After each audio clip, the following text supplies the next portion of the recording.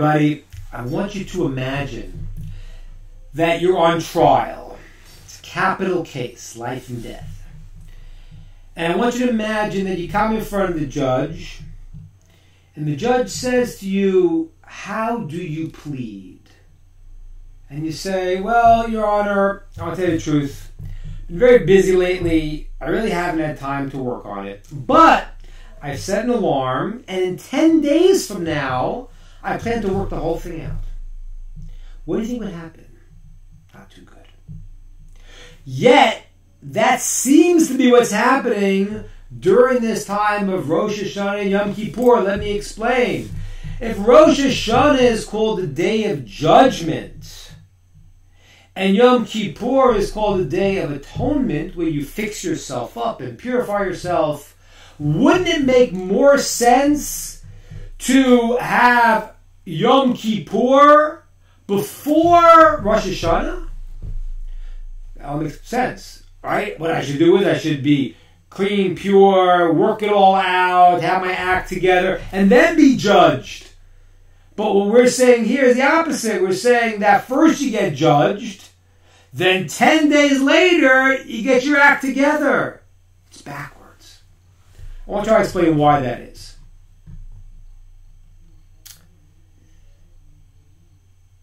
I think I'm going to restart because I think my lips are not in sync again. So I'll be right back. Okay, hi everybody. I want you to imagine a person going on trial for a capital offense. It's a serious trial, judges and the jury and all things happening, and they ask the defendant, "How do you plead?" And the defendant says, "Well, Your Honor, I want to tell you the truth. I've been very busy lately, and I just haven't had time. But don't worry, I have set an alarm on my phone with a reminder. In 10 days from now, I will prepare for this trial. I get my whole act together." What do you think would happen? Not too good. Yet, that seems to be what we're saying. Because we have 2 days, Rosh Hashanah, the Day of Judgment, and Yom Kippur, the Day of Atonement. And Rosh Hashanah is first Day of Judgment. 10 days later is Yom Kippur, the day where you atone, where you purify, where you get your act together. And it's backwards. The logic should be you should have the Day of Atonement first, so you are pure and holy and got your whole thing together, and then you're judged. Why would God set it up that you judge first, and only 10 days later do you get to fix up whatever it is that you messed up? It's backwards, apparently. That's the first thing I want to discuss. Second thing I want to discuss is what is the main thing we do during this time of judgment? It's the Day of Judgment. What's the main thing we do to be successful in judgment? We take something called a chauffeur, and we blow the chauffeur. Now, I got to tell you, between you and me, it's a little bit weird. A chauffeur is a horn of an animal, generally a ram, and it just sounds strange. It's like, you kind of picture people, well, you're used to it if you've seen it, but if you're not, it's kind of, you imagine people wearing, Viking helmets and spears, and they're sounding the ram's horn. What does that do? What does that do, and why does that help in this process? I mean, Maimonides explains that the idea of the shofar, this sound, is to wake us up, wakes people up. Okay, I think that's beautiful. The question is that why a horn of an animal? I mean, why not electric guitar? Turn it up, reverb. You want something more classical, electric tuba maybe. But what is the point of this shofar, this horn of generally the ram, because Abraham offered the ram instead of Isaac? That's what the remembrance is. But it's a horn of certain types of animals. Why is that the thing? And what it does, the sages tell us, that somehow it moves a process that when God is going to judge us, he moves from the throne of judgment to the throne of compassion. How does this blowing of this sound do that? And it's even further. The Talmud gives us this metaphoric, mystical explanations. It says that when the sound is blown, the Satan, the force of negativity, the angel, the spiritual force is in charge of concealment in the world, he gets shaken up, he gets confused. Oh no! There's a horn being blown! And not only that, what we do in Jewish law is we do two series of blowings. One is mandated by the Torah, by the Bible, and we blow it first before the prayer. Our second one is we do it during the additional prayer. And now this Satan, this force of negativity, is totally baffled. Says, "Oh no, that must be the sound of the great shofar." What's the great shofar? The great shofar is, it says, in the end of days, all the lost ones will be brought back through this giant shofar sound. And everyone is lost and stuck in illusions, and wherever they are will wake up and will come to the mountain of Hashem, mountain of God. So the Satan, this force, says, "Oh, this must be it." Now, let me try to explain this here, because this force seems to know what's going on. He knows how to do it. We've been doing this for like 5,779 years. Like every year he is confused. Every year he's like, "Whoa, what's going on here?" Like, I don't get it. How come every year he makes the same mistake? Figure it out already. You're an angel. What's going on? What does this mean? These things need to be understood. They're very, very deep. And obviously, as I'm saying, this shofar sound, if it's being blown and the end of history, that's a very significant thing. Not only that, when we got the Torah, the Ten Commandments on Mount Sinai, it says there was this sound of the shofar again that was getting louder and louder and louder, and it was somehow transforming us in some way. So what is this shofar sound, and what does that have to do with this whole process of judgment? That's what I want to try to understand tonight.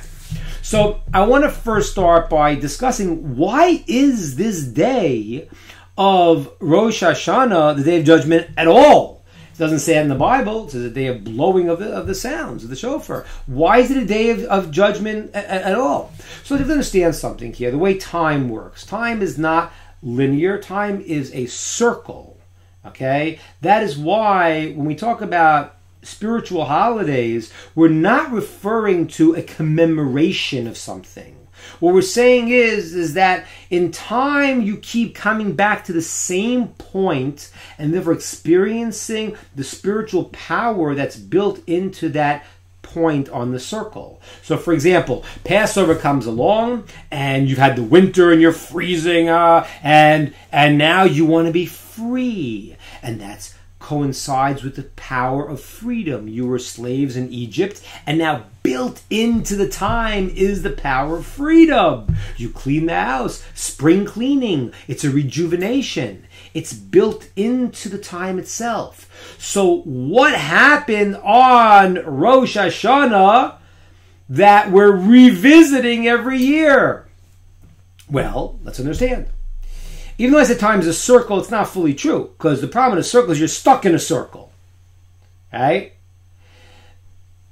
Time is more like a spiral.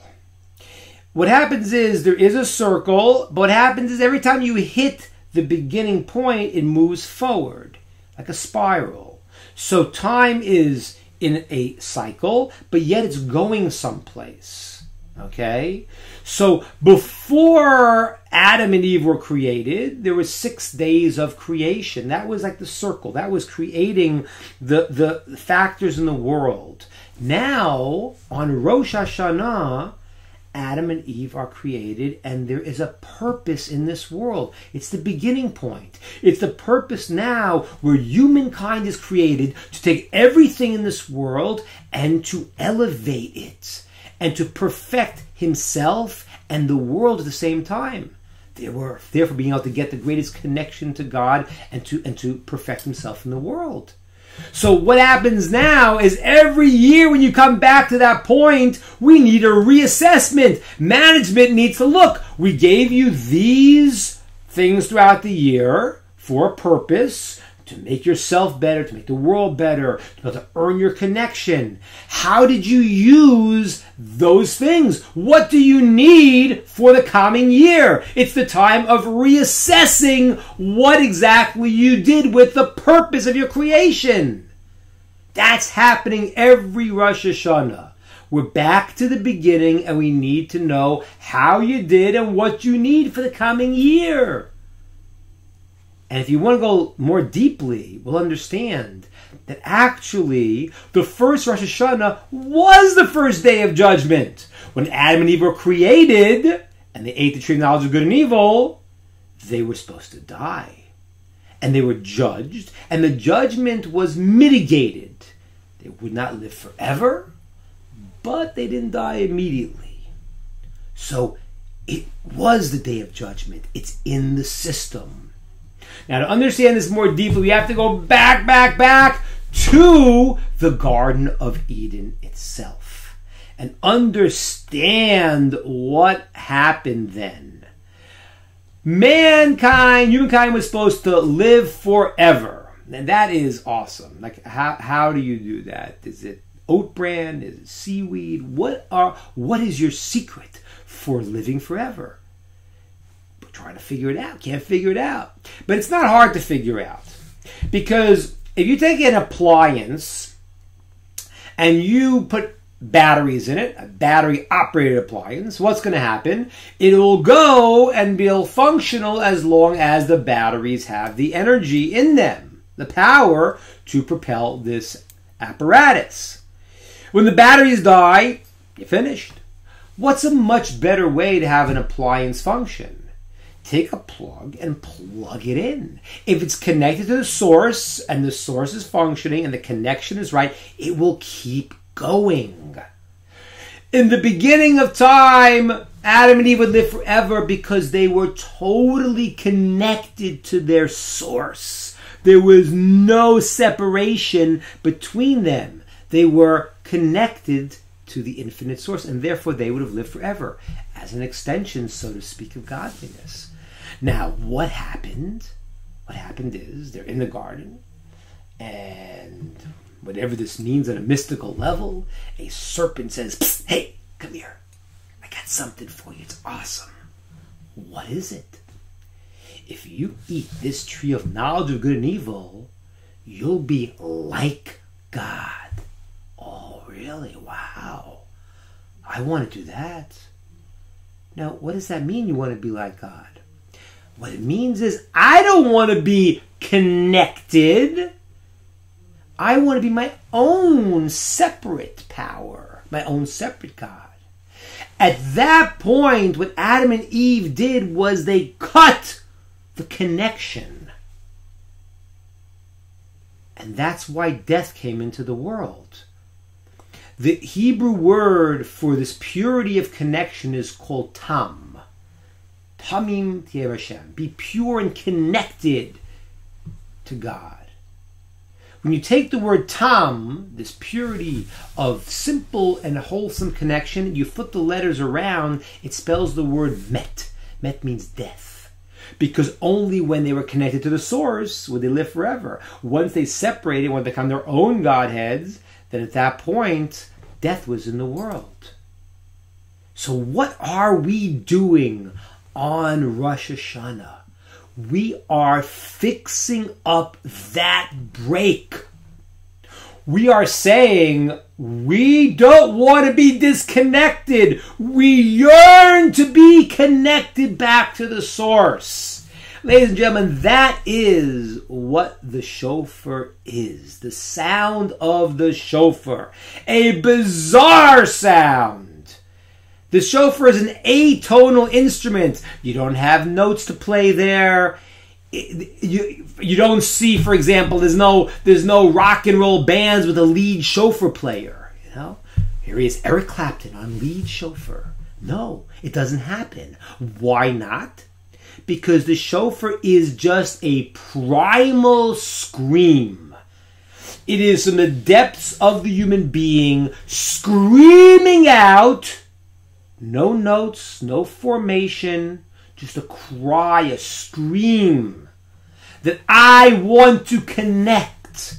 I want to reconnect to my source. Exactly fixing up what was the break on the Rosh Hashanah 5,779 years ago. There's a very beautiful analogy they give to this. They say that there was a kingdom, and the king had a son, the prince, and he said to the son, okay, now's your time, you're a man, time to go out in the world. And he gives him his beautiful royal clothes, and he sends him out of the kingdom, make your way, and remember all the lessons I taught you and how to act, and to be righteous and be holy, all these things. And what happens is the prince goes out, and as he goes out, he starts to meet a few guys, and they're like, have a little different agenda, a little poker, this, that. And he starts hanging out with the wrong crowd. And what happens is he's in the kingdom, and after a while, he becomes so absorbed in this negative lifestyle, he forgets he's the prince altogether. He's one of the boys, just hanging out, playing poker, doing whatever he's doing, wasting time, doing nothing. And he literally forgets who he is and what his job is. And as he falls deeper and deeper into this malaise, one day, the word starts to spread throughout the town that the king is traveling through the town. And what happens is the word starts to spread. Is it true? Is it real? And then all of a sudden, the prince hears this tremendous coronation sound of the king. He goes, I know what that means. The king is here. He's close. I gotta go see my father. I gotta go. And he tries to run there. And what happens is he gets to the barricades and he goes, let me in. You know, I'm the prince. I'm the prince. And he goes, yeah, right. Yeah, I'm Brad Pitt. Yeah, you're the prince. Yeah. No, I really am the prince. Says, get out of here. Who are you? Says, no, I'm the prince. Come here, go to the king. Get out, you're nothing. And the man pushes the prince. He falls into the mud. His royal clothes are completely unrecognizable. There's nothing to do. He's stuck. He's out. And at that moment, he has one option left. He screams at the top of his lungs, Daddy! Daddy! And the king says, stop the caravan. Stop the carriage. I recognize that voice. That's my son. That is what our chauffeur is on Rosh Hashanah. We cause the break. Now the primal scream is the deep yearning, the unformed, no words, the unformed sound, the primal call of the chauffeur, of our inner essence, saying, I want to come back and reconnect. That's what we're doing. Now, in the analogy we just gave, though, it's really kind of two sides, because the king also had his chauffeur, the coronation of the king. Well, what is that? I understand what our scream is, but what is God's chauffeur? What is that? So listen to this deep, beautiful words that the Hasidic masters explain. On Rosh Hashanah, the beginning of humanity was what happened. That's the beginning of mankind. Human beings were created. Adam and Eve were created. And how were they created? It said that God breathed life into them. The breath of life that God sends into the world to create us, to create man in the beginning, is the sound of his chauffeur. Because the creation of man is the only possibility to recognize there is a master of this world. There's a purpose to this world. There's something to do, to relate, to connect to the source. The coronation sound of the king is the creation of man, and it is the breath of a God. Wow. Now, when that breath comes in, we have to understand something very, very deep. It says in the Zohar, the seminal work of Kabbalah, it says when somebody blows into something, they're blowing from themselves. And when God breathed life into Adam and Eve, when he breathes life into us, he's giving us this divine soul. Whatever this means is a very deep topic. But that aspect of godliness is breathed into us. And that's what it means that if you recognize on Rosh Hashanah that you are a divine spark, you have godliness in you, he breathed life into you, he's breathing life right now with the blowing of the chauffeur, then at that moment you are judged as a holy being. The judgment moves from strict judgment to compassion. This is it. This is who you are. I remember one Rosh Hashanah in the synagogue, I was explaining the idea of seeing ourselves as you hearing the shofar sound as this divine spark, as this breath of God. And I was explaining one of the ways to do that, to accomplish that, really is to start to see it in others, right? If you practice seeing it in others, then God works with us in how we act, and he will see that in us. So I was saying how a person has to go and try to look. It's a great thing to do. Try to every day take one person to look at and just think for a second that they have a divine soul. They're godly. Look at them. Look at them in a different way. So I shared the story of Rabbi Shlomo Carlebach, who was a great rabbi, singing rabbi. Went around and tried to bring spirituality and love to all people. And he was asked, he was a musician, he was asked to come in to perform, play music at a prison. It was Hanukkah time, it was the time of the Festival of Lights, and there were some Jewish prisoners in this place, and he said, come and play for them. So he played for them. He finished playing some music, and he went to the ward and said, listen, I'd like to go and meet every single inmate. The warden says, that's really weird, but all right, fine. So he went there, and Rabbi Shlomo would go to this criminal and would say, oh, good to see you, holy brother, and he'd give him a hug, and he'd ask him how he's doing, and what can help, and talk to him, and try to comfort him, and soothe him, and connect to him. And he goes through the whole prison, talking, hugging, relating to each and every inmate. And he's about to leave. And as he's about to leave, one of the inmates calls out, Rabbi, stop! Rabbi turns around. He's looking at this big criminal, this burly with a pocked face and looking mean. And he says to him, yes, holy brother, can I help you with something? And now all of a sudden the criminal gets sheepish and he says, Rabbi, that hug you gave me was so good. Can I have another one? And Shlomo hugs the man, and he hugs him, and they're hugging. And when he lets go of the prisoner, his eyes are streaming tears. And he says to Rav Shlomo, he says, if someone would have hugged me this way 20 years ago, I wouldn't be here today. Amazing. So I said this story in the synagogue, and it's not a dry eye. Everyone's crying. And as I go to sit down, the president says to me, Rabbi, give me a hug. So I give him a hug. And pandemonium breaks out in the synagogue. And everyone's standing up and hugging each other. I love you. You're so amazing. You're great. You're wonderful. The Gabbai, the person who runs the service, starts banging cars to continue. And I said, listen, sit back, Howie. It's going to be a while. 45 minutes. Called the Hugathon of 2015. But that is the idea of seeing that you are a divine aspect, divine spark. The breath of God is what keeps you alive. That's God's chauffeur. And really, if you understand it, that's the deeper meaning of Maimonides, that it's the wake-up call.